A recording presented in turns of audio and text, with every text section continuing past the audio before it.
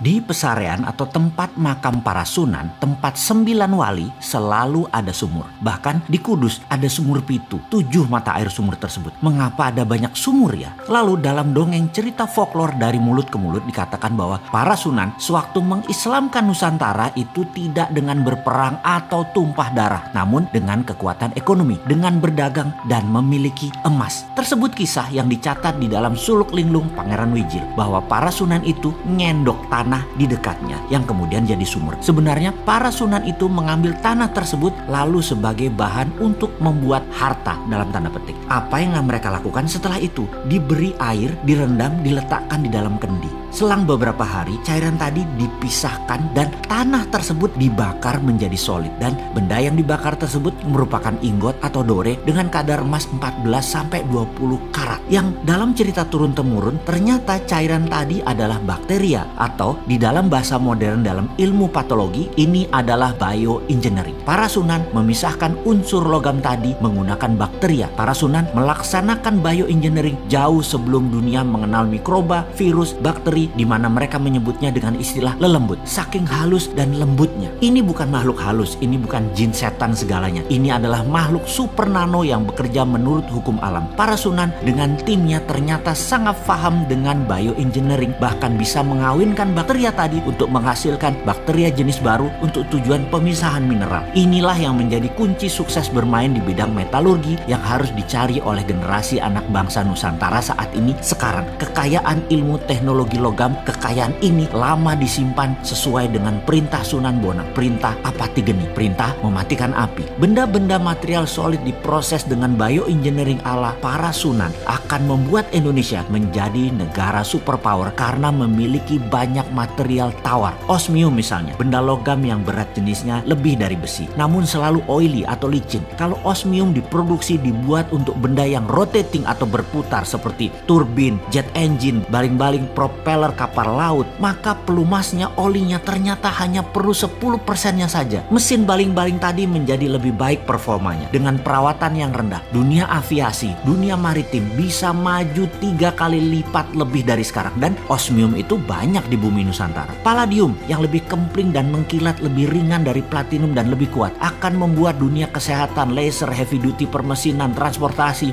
drone menjadi jauh lebih murah. Rhodium bisa minus resistennya penghantarnya, sehingga alat komunikasi bisa lompat cepat, bukan hanya 5G tapi bisa 6G bahkan 10G. Lebih cepat lagi data tertransfer karena resistannya bukan 0, minus bahkan. Thorium membuat listrik tenaga nuklir tidak lagi berbasis uranium yang berbahaya, membuat biaya listrik berbasis minyak bumi batu bara menjadi kemahalan karena dengan thorium per kWh mungkin hanya $0,3, jauh di bawah batu bara yang $0,8, jauh di bawah gas yang $1,1 untuk energi listrik. Semua ini adalah budaya metal, mulai dari metal biasa, metal tanah jarang atau rare earth, hingga precious metal group. Semua ada di tanah air tercinta ini. Sebelum melangkah jauh, kita merenung sejenak menengok apa yang para sunan sudah lakukan untuk anak cucunya, untuk bangsa Indonesia. Bukan hanya nikmat agama Islam, namun budaya luhur, budaya logam diwariskan oleh mereka. Untuk menjadi yang terdepan, warisan beliau-beliau tersebut harus kita pertahankan. Inilah strategi SWF, Sovereign Wealth Fund, berbasis natural resources capital, yang selalu didengungkan oleh bosman yang sok keminter ini, menggunakan kekuatan kedaulatan sovereign natural resources untuk menjadi alat tawar kepada negara lain, bukan menjadi pengemis minta-minta pinjaman. Sejarah sudah mengingatkan, wahai pejabat, rajin-rajinlah baca sejarah dan menengok kekuatan bangsa sendiri. Semua tersedia, semua tinggal dipakai. Masih nggak ngerti juga SWF-nya ilmu para sunan ya? Yang ngobrol dong kita.